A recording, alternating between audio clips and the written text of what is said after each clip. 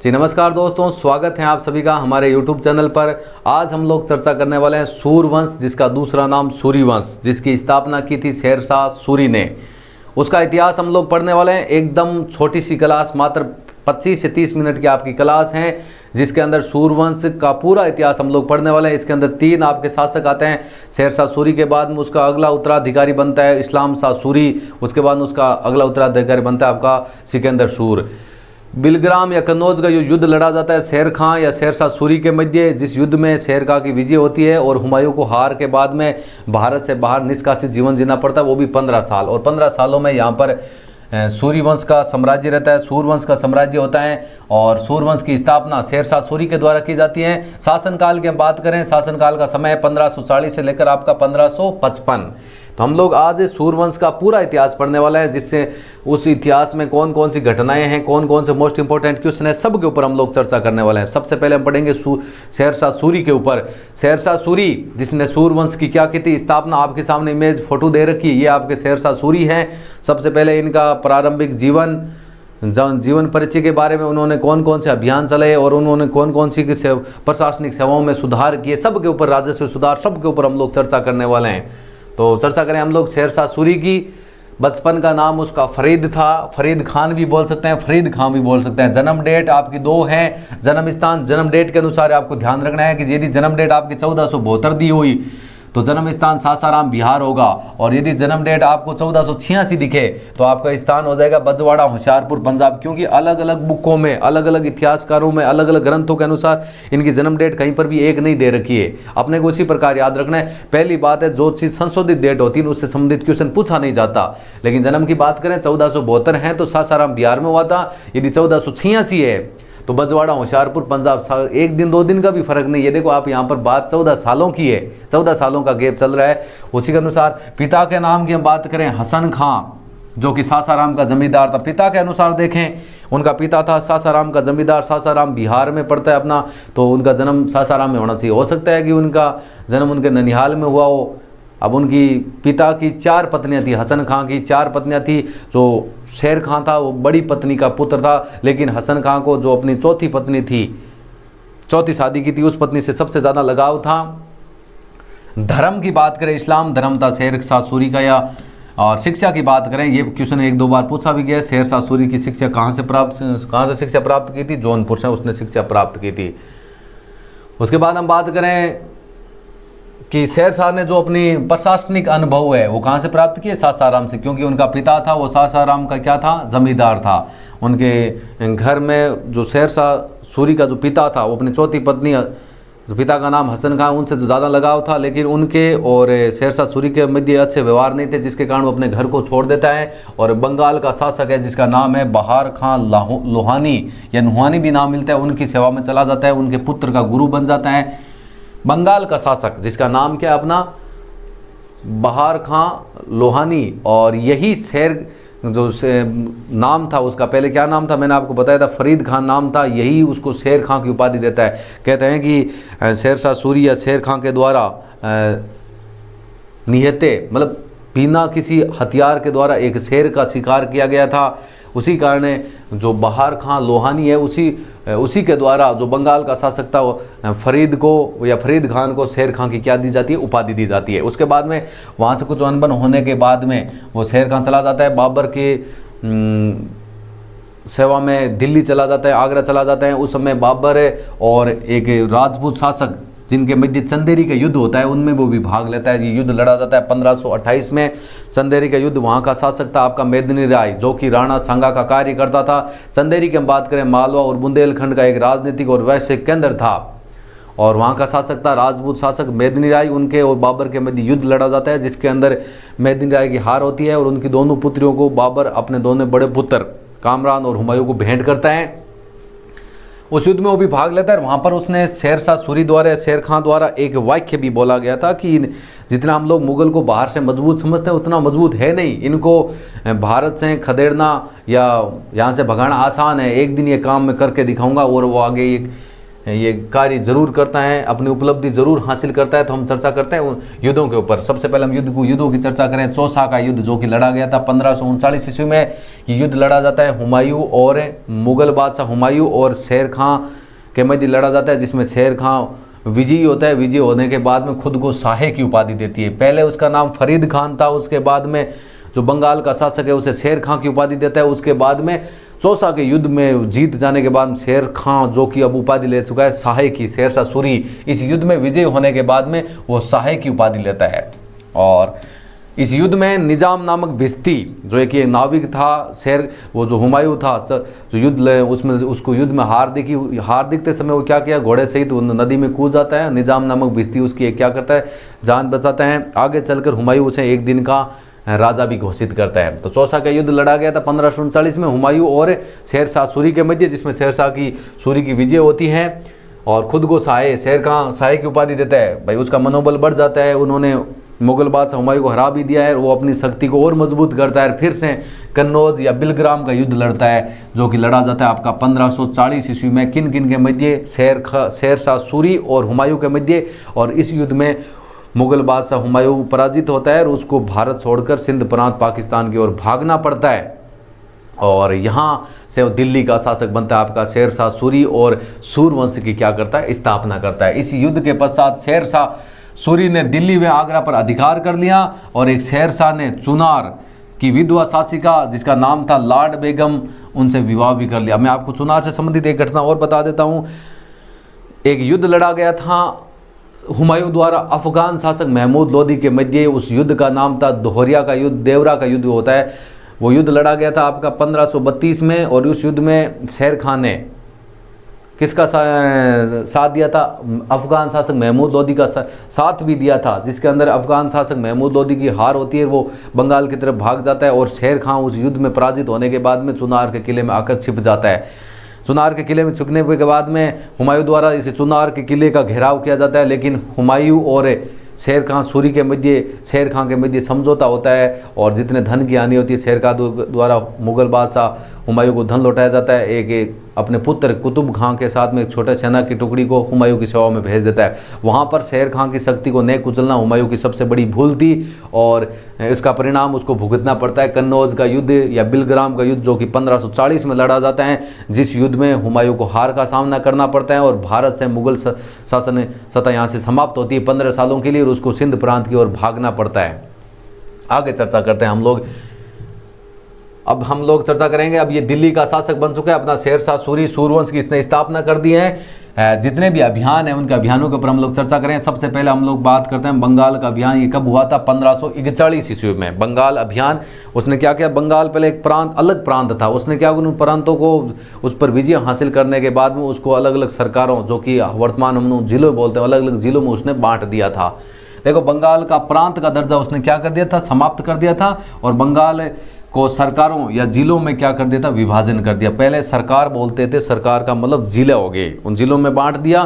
Question ऐसे ही पूछा जाता है, शेरशाह सूरी द्वारा बंगाल का अभियान ये बंगाल पर आक्रमण कब किया गया, बंगाल पर विजय हासिल कब की गई थी, 1541 में। यहाँ के शासक अफगान शासक थे, आपको मैं ये बता देता हूँ। उसके बाद में उसका दूसरा अभियान था गखरों के विरुद्ध अभियान। गखरों का मतलब है गखर जाति के लोग थे जो कि बहुत ही अपनी वीरता और साहसी के लिए प्रसिद्ध थे। ये लोग ये लूटपाट, ये लुटेरे के नाम से जाने जाते, लूटपाट करने का ये काम करते थे। गखरों के विरुद्ध अभियान, उत्तर पश्चिम प्रांत में ये अभियान लड़ा गया था 1541 ईस्वी में। बंगाल का अभियान था, उसी समय उत्तर पश्चिम में एक अभियान और हुआ था। गखर जाति के लोग थे जो कि साहस और अपनी वीरता के लिए प्रसिद्ध थे।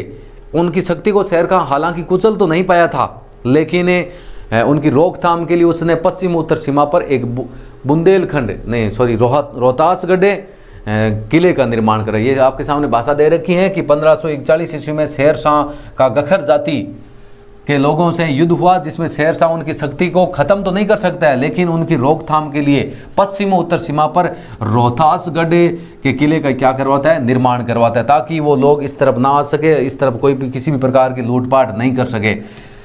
गखर लोग अपनी वीरता और साहस हेतु प्रसिद्ध थे और वो क्या करते थे, लूटपाट करते थे। उनका काम था लूटपाट करना। लेकिन अब शेर शाह दिल्ली का शासक था, लूटपाट भाई राजा वो था और दूसरे लोग यदि लूटपाट करते हैं तो ये राजा के लिए शोभा की बात नहीं थी। तो उन लोग क्या करते हैं, गखर जाति के लोगों पर आक्रमण करता है। हालांकि उनकी शक्ति को वो नहीं कुचल पाता है, लेकिन उनकी रोकथाम के लिए पश्चिम उत्तर सीमा पर एक रोहतासगढ़ किले का क्या करवा देता है, निर्माण करवा देता है। ठीक है, अगला तीसरा अभियान की हम बात करें, मालवा अभियान। मालवा अभियान 1542 में हुआ था। मालवा पर उसने आक्रमण क्यों किया था? क्योंकि जब हुमायूं के साथ उसका कन्नौज या बिलग्राम का जो युद्ध हुआ था, उसमें मालवा के शासक ने शेरशाह सूरी का साथ नहीं दिया।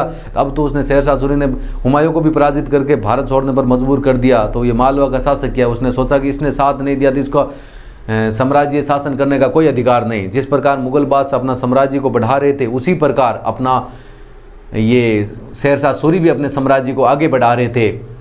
तो मालवा पर अभियान होता है उसका 1542 ईस्वी में। मालवा का शासक ने हुमायूं के साथ अपने संघर्ष में शेरशाह की मदद नहीं की थी और इसीलिए उसने मालवा पर आक्रमण किया और उससे अपने साम्राज्य में मिला दिया। मालवा पर अभियान करता है 1542 में, उस पर जीत हासिल करता है शेरशाह सूरी। ये अभियान कब लड़ा गया था? 1542 में। मैंने क्वेश्चन इतना ही पूछा जाता है, शेरशाह सूरी द्वारा मालवा का अभियान कब हुआ था? 1542 में। इसके बाद अगला है अपना चौथा है रायसीन अभियान। ये कब हुआ था? आपका 1543 में। ये शेरशाह सूरी के चरित्र पर ये घटना है, रायसीन अभियान। ये शेरशाह सूरी के चरित्र पर कलंक माना जाता है। क्यों माना जाता है? क्योंकि इसमें वो धोखाधड़ी करते हैं, षड्यंत्र के साथ वहाँ का एक राजपूत शासक था पूर्णमल, उनकी क्या करता है? हत्या करता है। तो इसकी हम रायसीन अभियान 1543 में, यहाँ का राजपूत शासक था, राजा पूर्णमल था और शेरशाह सूरी क्या करता है? उसकी षड्यंत्र पूर्वक उसकी हत्या कर देता है और राजपूत वहाँ की राजपूत स्त्री है वो क्या कर लेती है? जोहर कर लेती है। जब उसका राजा वहाँ का शासक पराजित हो जाता है तो जितनी भी उनकी सेविका होती है, दासियाँ होती हैं, उनके साथ में अग्निकुंड होता है, अग्निकुंड के अंदर वो क्या कर लेते हैं? जोहर कर लेते हैं, कूद जाती है। और इस घटना से आहत होकर, दुखी होकर, उसका पुत्र था शेरशाह सूरी का कुतुब खां, वो क्या कर लेता है? आत्महत्या कर लेता है। क्योंकि षड्यंत्र पूर्वक हत्या करना, भाई किसी न, भाई सारे लोग तो एक जैसे होते नहीं। उनका स्वयं का पुत्र जिसका नाम था कुतुब खां, वही कुतुब खां जिसको जब से हुमायूं द्वारा चुनार के किले का घेराव किया गया था और उसके कुतुब शेर खां के द्वारा हुमायूं की सेवा में जिस पुत्र को भेजा गया था, वही पुत्र है आपका कुतुब खां। इस घटना से आहत होकर, दुखी होकर खुद क्या कर लेता है? आत्महत्या कर लेता है। ये घटना शेरशाह सूरी के चरित्र पर कलंक माना जाता है। ये एकमात्र ऐसी घटना है जो शेरशाह सूरी के चरित्र पर कलंक है। दिल्ली का शासक, पूरे भारत का बादशाह यदि षड्यंत्र पूर्वक, यदि धोखाधड़ी के साथ किसी की हत्या करता है तो उसके चरित्र पर कलंक ही है, आप खुद समझते हो। उसके बाद अगला युद्ध है आपका गिरी सुमेल का युद्ध। ये युद्ध तो कुछ अलग ही है, इसकी अलग अलग रोचक कहानियां हैं। एक कहानी मैं भी आपको बताने वाला। ये युद्ध लड़ा गया था 1544 को गिरी सुमेल गाँव में। मारवाड़ का उस समय शासक था आपका मालदेव। मारवाड़ का शासक कौन था? मालदेव। तो शेरशाह सूरी ने मारवाड़ शासक मालदेव पर उस समय क्या किया था? आक्रमण किया था। उस समय भी वो अपनी चालबाजी करता है। चालबाजी क्या करते हैं? जो मारवाड़ जो शासक था मालदेव, उनके जो मजबूत सेनानायक थे दो, राव जेता और राव कुंपा, तो उनके खिलाफ वो क्या करते हैं? खिलाफ तो ऐसे नहीं बोल सकते कि उनके जो सेना छावनियाँ थी उनके अंदर वो शेरशाह सूरी वो सोने चांदी के सिक्के ले जा के रखवा देता है और जो वहाँ का शासक था मालदेव उनको चिट्ठी भिजवा देते हैं कि ये लोग आपके युद्ध में साथ नहीं देंगे।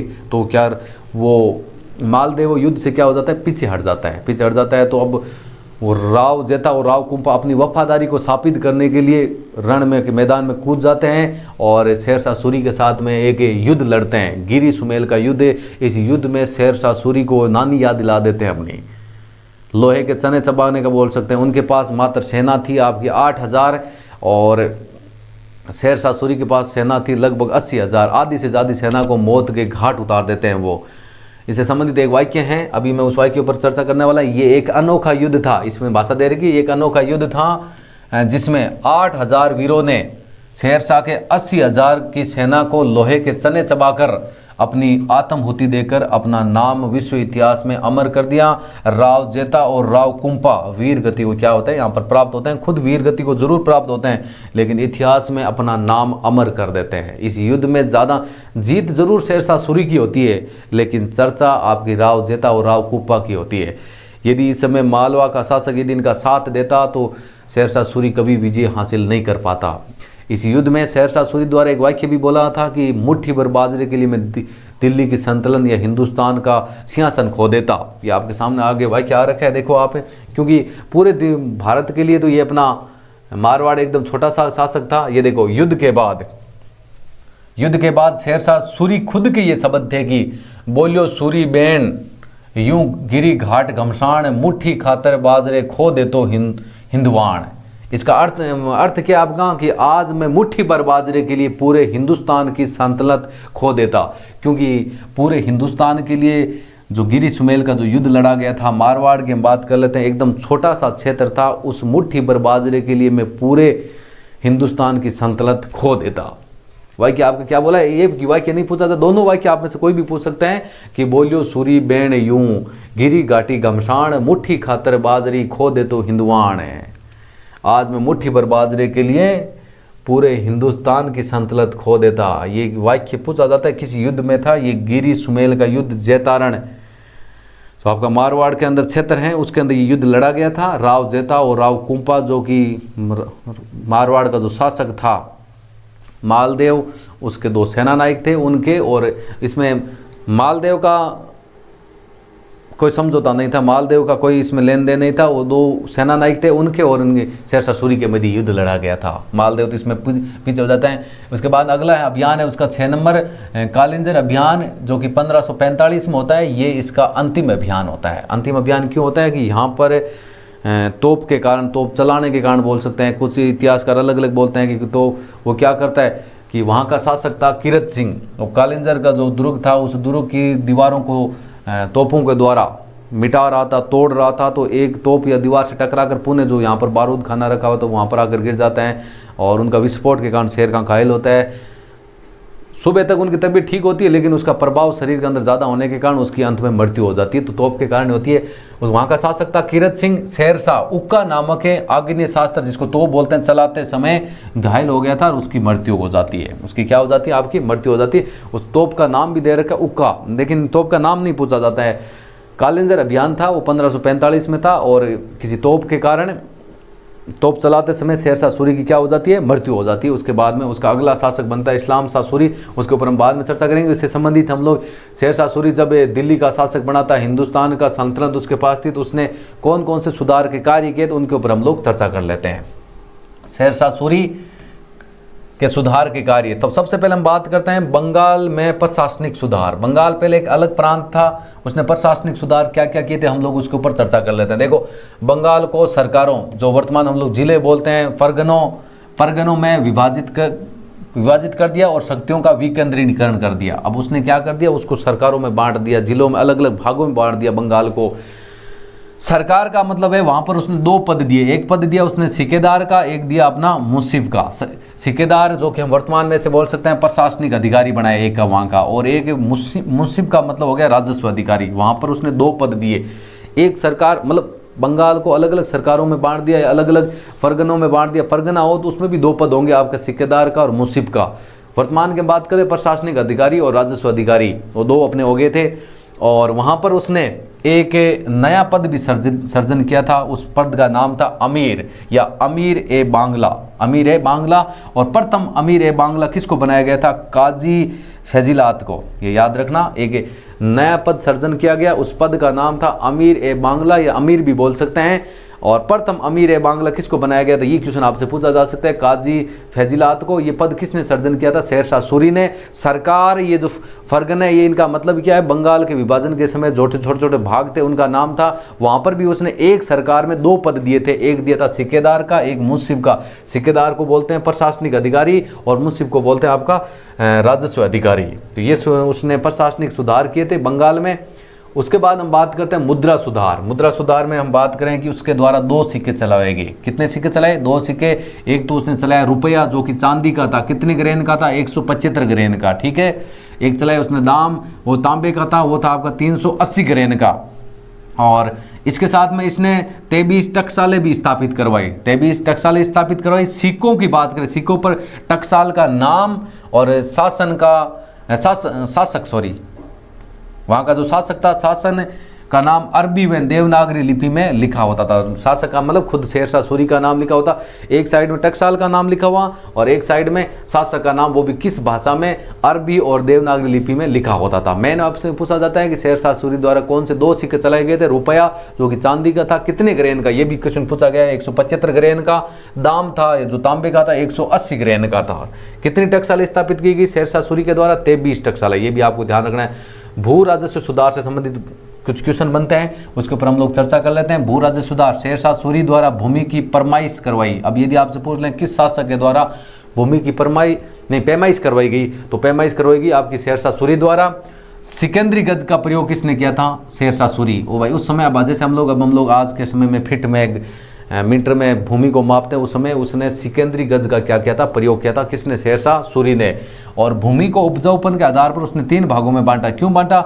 उत्तम, मध्यम, ये 3 भाग हो गए, निम्न। भूमि को 3 भागों में बांटने का कारण ये था कि क्योंकि अब सभी जगह पर अन एक जैसा तो होता नहीं है और सभी के द्वारा सभी के ऊपर कर एक जैसा लागू था, तो उसने क्या किया था? पहले भूमि को 3 भागों में बांटा, उत्तम, मध्यम और निम्न। उसी के अनुसार उसने भू राजस्व कर लगवाया था, क्योंकि सभी भूमि पर एक प्रकार का अनाज उत्पन्न होता नहीं है और इससे किसानों को आत्महत्या करने के लिए मजबूर होना पड़ता है।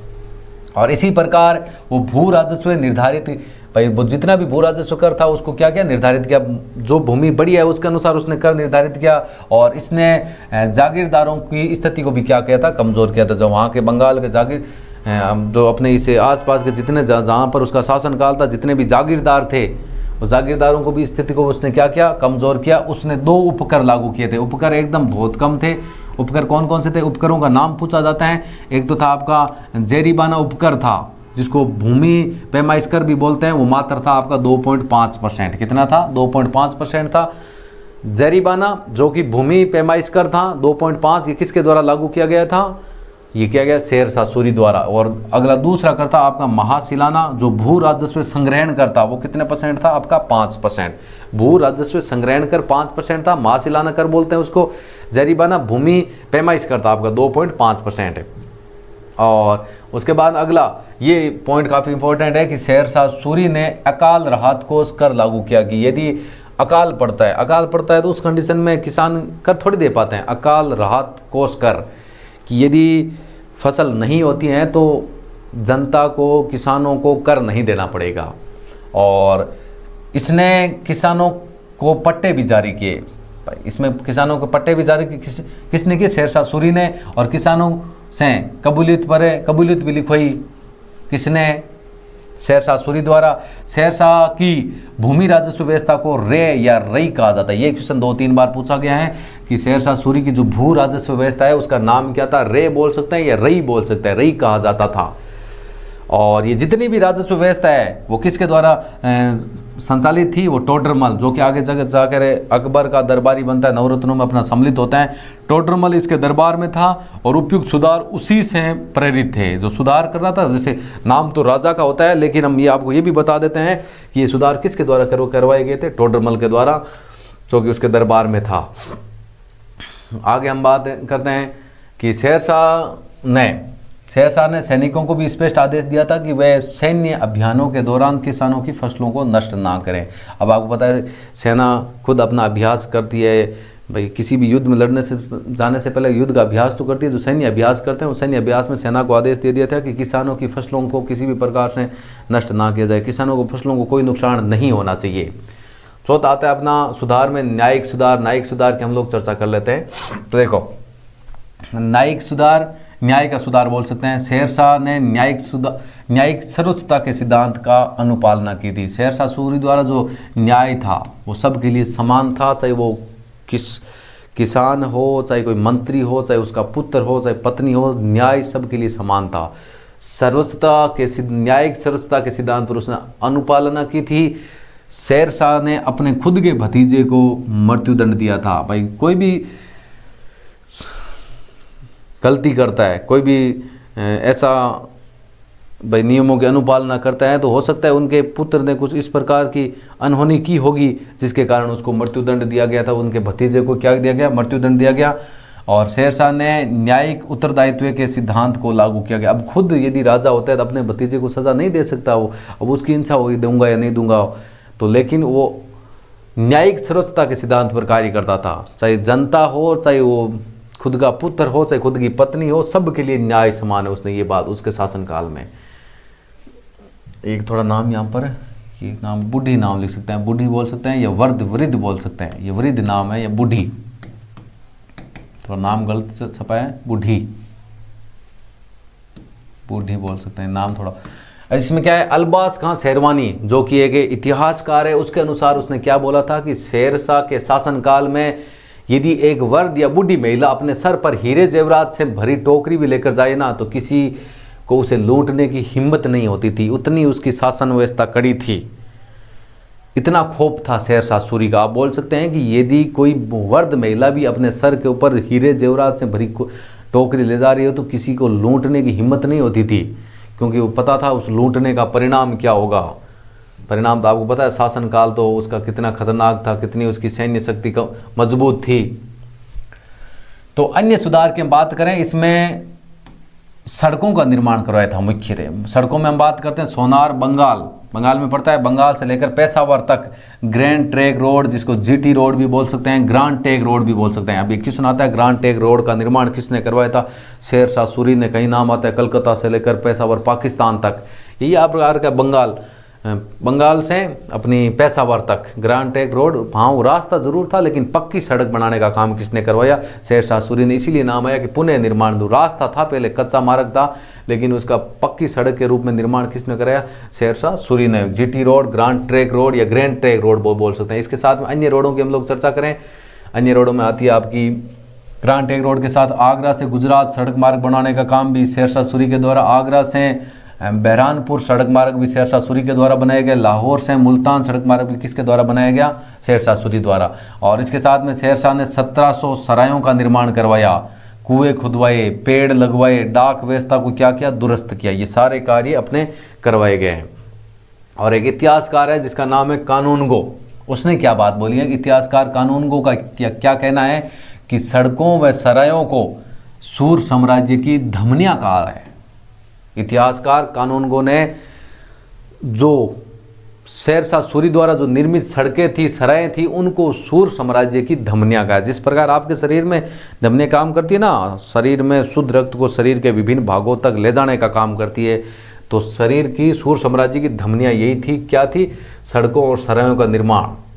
अब हम चर्चा कर लेते हैं शेरशाह सूरी का स्थापत्य कला के क्षेत्र में क्या योगदान था। स्थापत्य कला के क्षेत्र में योगदान तो सासाराम, जो कि वर्तमान में बिहार में, वहाँ पर स्वयं का मकबरा है, वो भी दोहरे गुंबद का प्रयोग करके ये मकबरा बनाया गया। बनाया किसने बनाया था, शेरशाह सूरी खुद ने बनाया था। और दिल्ली में किला एक कोहना मस्जिद बनाई। उसके बाद में लाल दरवाज़ा, जिसको खूनी दरवाज़ा के नाम से जाना जाता है, दिल्ली में किसके द्वारा बनाया गया, शेरशाह सूरी के द्वारा। रोहतासगढ़ का किला जो कि बिहार में, उसका पुनः निर्माण किसने करवाया, शेरशाह सूरी ने करवाया। रोहतासगढ़ का किला एक पश्चिम उत्तर सीमा पर बनाया गया था, गखर जाति के लुटेरों को बचाव के लिए वो अलग था। एक रोहतासगढ़ किले का निर्माण उत्तरी पश्चिमी सीमा पर बनाया गया था। वो गखर जाति के जो लुटेरे लोग थे, वीरता और साहसी के लिए प्रसिद्ध थे, उन लोगों को रोकथाम के लिए किला अलग बनाया गया था। वो रोहतासगढ़ का जो किला है वो बिहार का, जो उसका पुनः निर्माण करवाया था, इसका निर्माण शेरशाह सूरी के द्वारा करवाया गया था। और शेरशाह सूरी ने नए शहरों की स्थापना की बात करें, वो 2 शहर थे। आधुनिक पटना शहर किसने बसाया था, शेरशाह सूरी ने। कन्नौज के पास खुद के नाम पर एक शेरपुर नगर बसाने का काम भी किसने किया था, शेरशाह सूरी ने। 2 शहर हैं, एक पटना शहर और एक कन्नौज के पास शेरपुर नगर है, वो किसने बसाया। हम चर्चा करते हैं पद्मावत ग्रंथ की। पद्मावत ग्रंथ के लेखक हैं आपके मलिक मोहम्मद जायसी। वो शेरशाह सूरी के ऊपर ये ग्रंथ लिखा गया है, पद्मावत ग्रंथ। लेखक कौन है आपके, मलिक मोहम्मद जायसी, पद्मावत ग्रंथ के लेखक। उसके बाद में अब्बास खां शेरवानी इतिहासकार, इसके द्वारा 2 पुस्तकें लिखी गई थी। एक है अपनी तारीख ए शहरशाही और तोहफा ए अकबर शाही। ये दोनों पुस्तकें हैं वो किसके द्वारा लिखी गई है, अब्बास खां शेरवानी के द्वारा। ये जो पुस्तक है तारीख ए शेरशाही, ये पुस्तक किसके ऊपर लिखी हुई है, शेरशाह सूरी के ऊपर। तो ये हो गया आपका शेरशाह का इतिहास हो गया। अब हम बात करते हैं शेरशाह के बाद में। शेरशाह की मृत्यु होती है 1545 में, उस तोप के कारण है। उसके बाद में अगला शासनकाल बनता है आपका इस्लाम शाह सूरी। वो कब बनता है, 1545 है, और उसका शासन चलता है 1554 तक। और इससे संबंधित मेन पॉइंट क्या आपका, मानकोट के किले का निर्माण किसने करवाया, इस्लाम शाह सूरी ने। ठीक है, इस्लाम शाह सूर बोल सकते हैं अपना। कानूनगो को संहिताबद्ध किसने करवाया, ये क्वेश्चन इंपॉर्टेंट है कि कानूनों को संहिताबद्ध किसने करवाया, इस्लाम शाह सूर ने। और इस्लाम शाह सूरी की मृत्यु के पश्चात सूर साम्राज्य कितने भागों में बढ़ जाता है, 5 भागों में। इसका फायदा उठाता है मुगल बादशाह हुमायूं, पुणे भारत पर अपना साम्राज्य स्थापित करता है। दिल्ली का उत्तराधिकारी बनता है सिकंदर सूर, उसका शासनकाल होता है 1554 से 55 और हुमायूं ने सरहिंद के युद्ध 1555 में इसे पराजित कर दिया और दिल्ली को वापस क्या कर लिया, जीत लिया। ये युद्ध अपना अंतिम लास्ट युद्ध था अपना। कौन सा युद्ध है आपका, सिकंदर सूर द्वारा और हुमायूं के मध्य एक युद्ध लड़ा जाता है। सरहिंद का युद्ध कब लड़ा जाता है, 1555 में। और जो मुगल बादशाहों को कन्नौज के या बिलग्राम के युद्ध में जो शेरशाह सूरी है पराजित करता है, उसको बाहर भारत छोड़कर निष्कासित जीवन के लिए मजबूर करता है। और वही हुमायूं पुनः अपना भारत पर आक्रमण करता है और सरहिंद के युद्ध में सिकंदर सूर को पराजित करता है और दिल्ली पर मुगल साम्राज्य को पुनः स्थापित करता है। तो बीच में आया था अपना मुगल साम्राज्य के बीच में आया था अपना सूर साम्राज्य। तो हम लोगों ने इसके ऊपर चर्चा कर ली। एक छोटा सा हेमू का इतिहास है, उसके ऊपर भी हम लोग वीडियो बनाने वाले हैं, क्योंकि थोड़ा एक हिंदू शासक है, वो भी एक थोड़े समय के लिए चाहे 2 महीने के लिए दिल्ली का उत्तराधिकारी बनता है। तो शासनकाल किसी का भी हो, उससे संबंधित मोस्ट इंपॉर्टेंट फैक्ट है, चर्चा करेंगे। बाबर पढ़ चुके हैं, अकबर पढ़ चुके हैं, ये हमने पढ़ लिया आज सूर साम्राज्य, जिसके अंदर हम लोगों ने मेन शेरशाह सूरी था, इस्लाम शाह सूरी भी पढ़ लिया, उसके साथ में सिकंदर सूर भी पढ़ लिया। आगे हम चर्चा करेंगे अकबर के इतिहास के ऊपर। आज का वीडियो आपको अच्छा लगा तो लाइक ज़रूर करें, शेयर करें और हमारे यूट्यूब चैनल को सब्सक्राइब करें। Thank you. जय हिंद, जय भारत।